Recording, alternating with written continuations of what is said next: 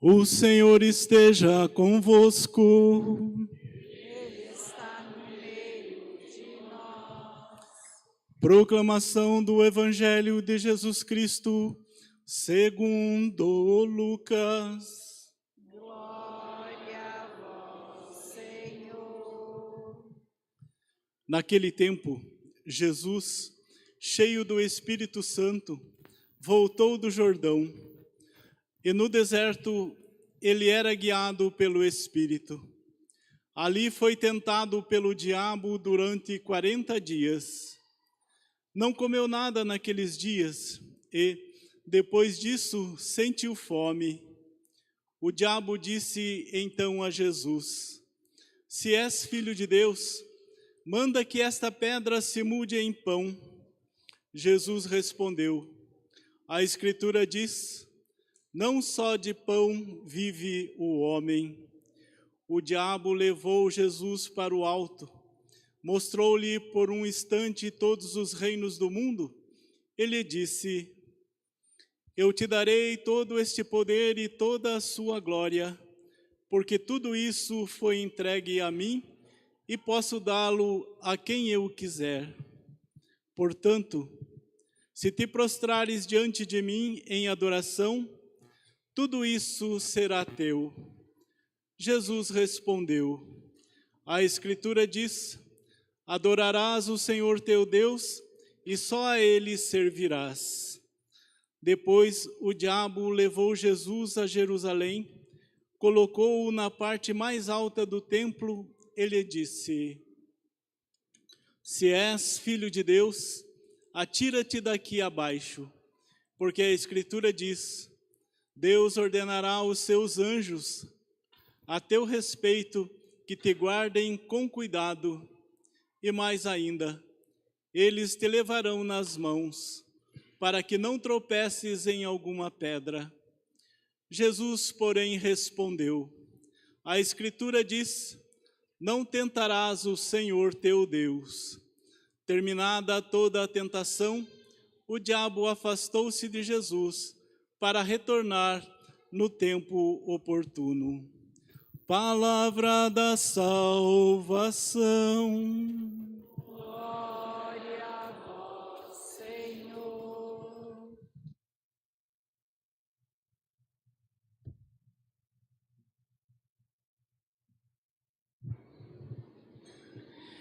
Nós vos adoramos, Senhor Jesus Cristo, e vos bendizemos. Caríssima comunidade, queridos filhos e filhas no Senhor, nosso diácono, iniciamos então este tempo bonito e fecundo da Quaresma. Como dizia na quarta-feira, quando nós, pela liturgia penitencial, iniciamos este tempo, e gosto dessa expressão, é o grande retiro da igreja. É um grande tempo proposto a todos nós, fiéis leigos, clérigos, padres, diáconos, bispos, o Papa, todos, porque precisamos todos de um caminho de conversão. E esse grande retiro, ele tem um sentido: preparar o nosso coração para celebrar melhor a Páscoa do Senhor. Mas não pense que é celebrar melhor a liturgia, simplesmente, mas é celebrar realmente no nosso coração, onde o apóstolo Paulo, na segunda leitura de hoje, disse: se em teu coração creres, acreditares que Jesus ressuscitou, serás salvo. Entende onde está o segredo da preparação para a Páscoa? É para que eu possa passar esta Quaresma ainda mais crescendo na fé, na convicção, no meu coração, que Cristo venceu, que Ele ressuscitou, que Ele é o Filho do Eterno Pai, que se fez homem para nos salvar. Esta é a fé católica, e dela nunca podemos renunciar, porque ela é a condição para nossa salvação. Caríssimos, as leituras de hoje são belíssimas. Na primeira leitura, aparece no livro do Deuteronômio esta observância. Aquele que vai ao templo, quando leva ali a sua oferta, a sua primícia, o seu dízimo, mas ele não leva só alguma coisa. Eu já disse isso a vocês várias vezes. Deus não quer alguma coisa de nós, Deus quer a nós. E quando ele vai ao templo, a palavra ensina, ele chega diante do altar e faz a seguinte oração: o meu pai era um arameu errante. Padre, o que é arameu? Arameu era aquele povo lá que foi para o Egito cativo. Daí vem o aramaico, que é o que o arameu falava, o idioma. Mas ali quer dizer o seguinte: o meu pai era um homem errante. O que é o errante? É o que não tem um propósito, que caminha a esmo, sem direção. Uma vida errante, uma caminhada errante, não tem um propósito. E este homem errante foi levado cativo para o Egito, foi subjugado, se tornou escravo. De filho que era, por ter errado, se tornou escravo do seu próprio erro. Mas Deus, na sua bondade, viu o sofrimento, e aí continua a oração daquele homem. Nós invocamos o Senhor, e o Senhor nos libertou. Olha aí um segredo para a nossa vida.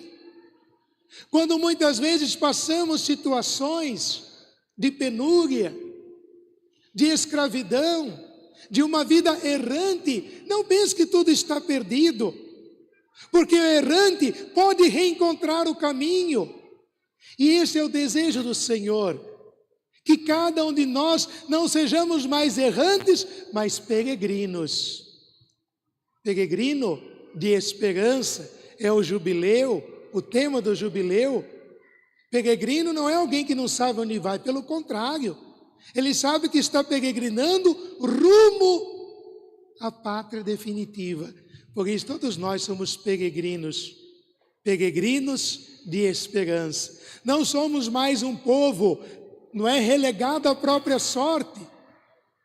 E às vezes hoje em dia, nas filosofias por aí, hoje não fala muito filosofia, hoje usa uma outra palavra, ideologia, mas é a mesma coisa, só mudou a embalagem.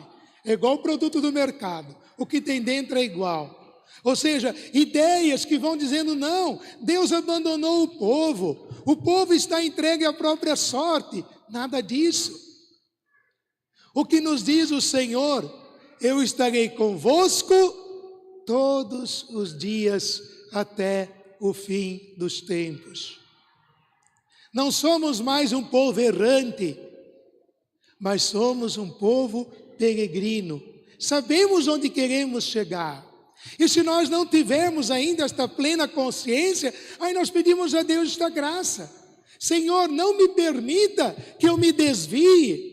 Faça com que eu me relembre da minha vocação, da minha origem, daquilo que o Senhor quer para mim. E aí então, o Senhor ouve a nossa prece. E aí, terminando o texto da primeira leitura, peguem o seu folhetinho. Eu gosto que vocês olhem o folheto, né? Vocês já sabem, porque aí a gente grava melhor a leitura. No final da primeira leitura, depois que ele termina a oração, o que acontece? Ele faz a sua oferta e o sacerdote a recebe. O que nós vamos fazer daqui a pouco? Vamos entregar a nossa oferta e o sacerdote receberá e irá apresentar a Deus. E continua o texto, olha aí. Ele se prostrará em adoração. Depois nós vamos nos ajoelhar em adoração. Está vendo como esta palavra nós estamos vivenciando? Como nós podemos colocar aquilo que está escrito na nossa vida? Nós chegamos aqui também diante do altar, muitas vezes sem saber. E Deus nos ajuda a ter a consciência de quem nós somos. De quem nós somos. É aí que vai a tentação de Jesus no deserto, o evangelho de hoje. Esse evangelho sempre é proposto no primeiro domingo da quaresma, porque já que ela é uma caminhada para a Páscoa, conversão e vida nova, não há conversão se não vencermos as tentações. E aí então o Senhor nos ensina. O evangelista São Lucas vai dizer que Jesus foi levado para o deserto, conduzido pelo Espírito. Quantas vezes no deserto da nossa vida, quantas vezes nas situações difíceis da nossa vida, achamos que estamos perdidos ou estamos longe do Senhor? Não, Jesus foi conduzido ao deserto pelo Espírito. Portanto, quando nós entramos nos momentos difíceis da vida, não esqueçamos, Deus não se afastou de nós. Deus está ao nosso lado. Só que as provações virão. Só que as tentações serão presentes. A Escritura nos ensina que o justo peca 7 vezes ao dia. 7 vezes ao dia. Claro, aqui não é uma questão de matemática, mas a Bíblia quer ensinar que todos nós somos pecadores, infelizmente. Mas o Senhor vem em nosso auxílio. O povo clamou no deserto. Deus viu, ouviu e desceu para resgatar a sua gente. Então esse Espírito conduz o Senhor para o deserto. Chega lá e larga Jesus abandonado? Não. Caríssimos, não vamos imaginar que é assim, né? Agora o diabo chega do meu lado, Deus sai fora, espera terminar a provação, aí o diabo sai e Deus chega. Nada disso. Deus sempre está conosco, porque Ele sabe justamente os momentos que nós mais precisamos. Eu me lembrei agora, talvez os mais antigos como eu vão se lembrar de uma música que chamava Pegadas na Areia. Já ouviram essa canção? Ela não é uma canção religiosa, né, em si. É uma história, até mesmo sertaneja que seja, mas ela diz uma história assim, que teve um sonho com Jesus, que eles caminhavam na praia, e aí Jesus e a pessoa, e de repente foram recordando a própria vida. E aí nos momentos mais difíceis da vida, diz a canção, só tinha uma pegada na areia. E aquele homem ficou triste porque quando eu mais precisei, Jesus me abandonou. E aí Jesus dizia para ele, não, essas pegadas são minhas. Quando você mais usou, eu te carreguei no colo. É assim que Deus faz conosco. Deus não nos abandona, porque abandonar não está, como falamos no ditado popular, no dicionário de Deus. E aí então, Satanás se aproxima para tentar o Senhor. Por quê? Porque nos ensina a Escritura, Jesus é homem verdadeiro, igual a nós, exceto no pecado. Cristo venceu o pecado não só na cruz, lá foi a vitória definitiva, mas aqui no Evangelho de hoje, Ele também vence as tentações. E são elas que tocam justamente cada um de nós hoje. O ter, o ser e o poder. 3 verbos, não é? O ter, o ser e o poder. Como é que começa a tentação? Jesus sentiu fome, jejuou, fome. Quem jejua sabe que passa fome. Sabe que o estômago, né, o corpo vai dizer, e às vezes, não sei se vocês já experimentaram, quando você decide jejuar, aí que você tem vontade de comer o mundo. E Jesus sentiu fome. E aí, então vem a primeira tentação, não é? Aqui tem pedra que foi usada na abertura da campanha, então o demônio falou, olha, pega esta pedra aqui e manda que ela se transforme em pão e mata a tua fome. O poder. Você não tem poder para isso? Então vai lá, transforma, vamos ver. Lá na cruz também aquele malfeitor olhou para Jesus e disse: olha, se és o Cristo de Deus, desce da cruz e salva você e a nossa pele. Muitas vezes também somos tentados pelo poder. O poder faz cócegas, não é só o dinheiro. O poder também canta o nosso coração. O poder muitas vezes vai nos desviando da nossa honestidade, vai nos desviando realmente até da nossa essência, vai nos transformando em pessoas que muitas vezes perguntamos: mas no que eu me tornei? Tem até o ditado que diz: quer conhecer alguém, dê poder para esta pessoa. E você vai ver quem ela é. Portanto, Jesus nos ensina que nem sempre o caminho do poder, na perspectiva deste mundo, é realmente a vontade de Deus. Na nossa fragilidade, todos nós somos frágeis. Deus nos ensina o caminho da humildade, da renúncia. Por isso é um caminho e um exercício para cada um de nós, para mim também. O padre também tem pecados e sei bem dos meus. Para podermos juntos fazer este caminho de renúncia. Depois, não é? Vem a outra tentação.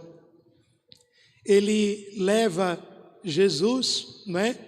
E mostra todos os reinos. Olha aqui, e começa mentindo, né? Tudo isso aqui é meu. Grilhagem, não é? Satanás vai fazer grilagem com a criação. Tudo isso daqui é meu. Mentira. Se te prostrares diante de mim, eu te darei tudo isso. O ter, o possuir. Como é que é a nossa relação com as coisas que nós temos?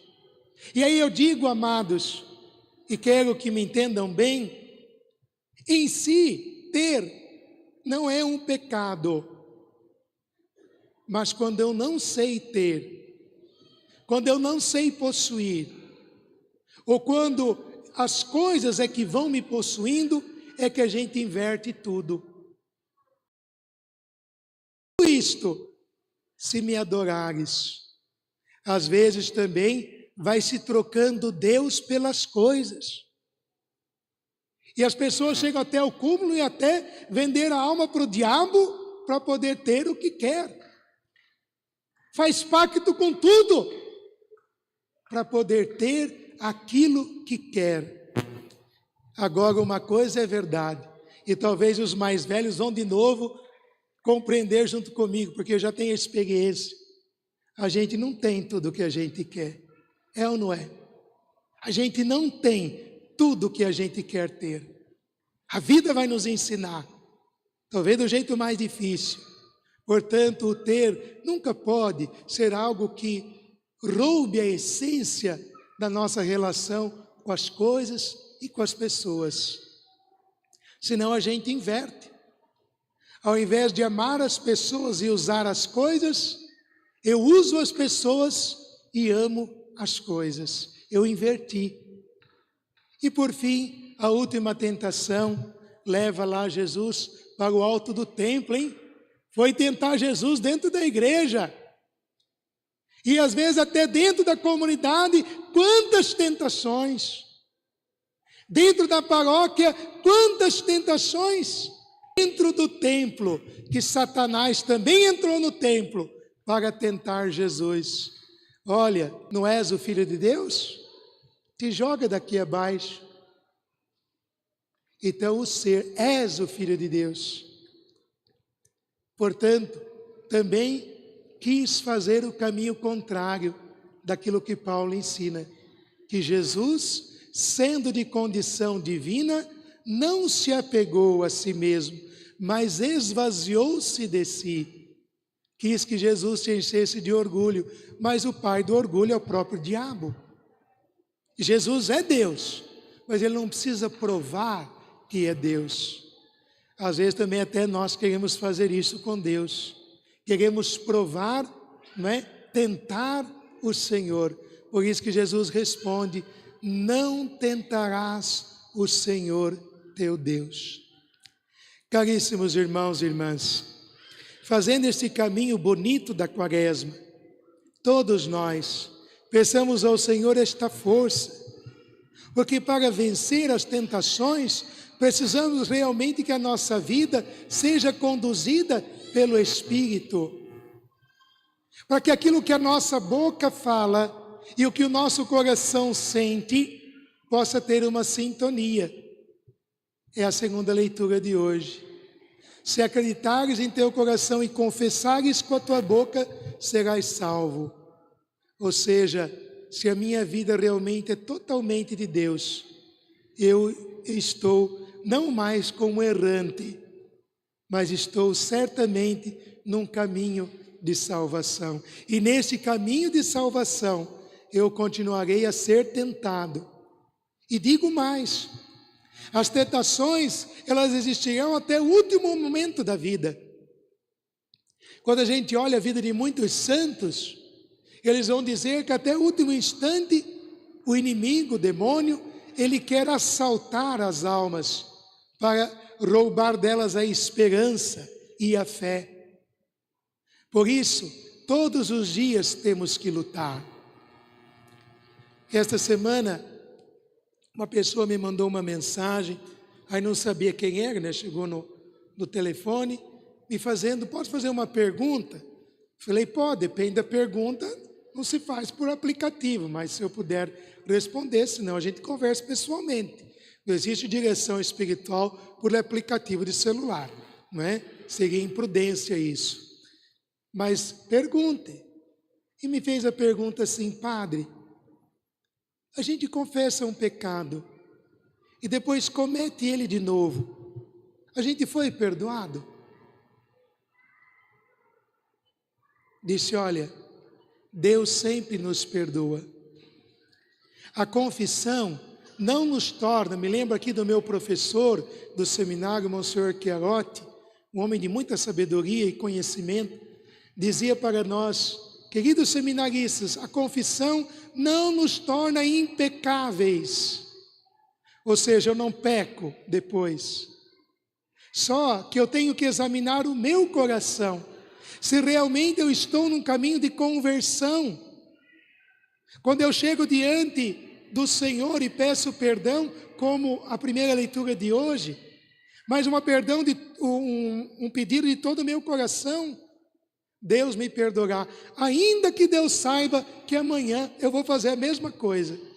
Mas não foi que eu vim, eu estou aqui pedindo perdão, mas eu já estou no meu coração querendo fazer de novo, entendeu? Mas quando muitas vezes pela fraqueza o ser humano volta a cair, Deus volta a nos levantar. E aí recordo, terminando, as palavras do Papa São João Paulo II, dizendo aos jovens na Jornada Mundial da Juventude em Paris: ser santo é cair 1000 vezes e levantar 1001. Ou seja, não posso me conformar em estar caído. Preciso sempre me esforçar para levantar e continuar a minha peregrinação. Amém.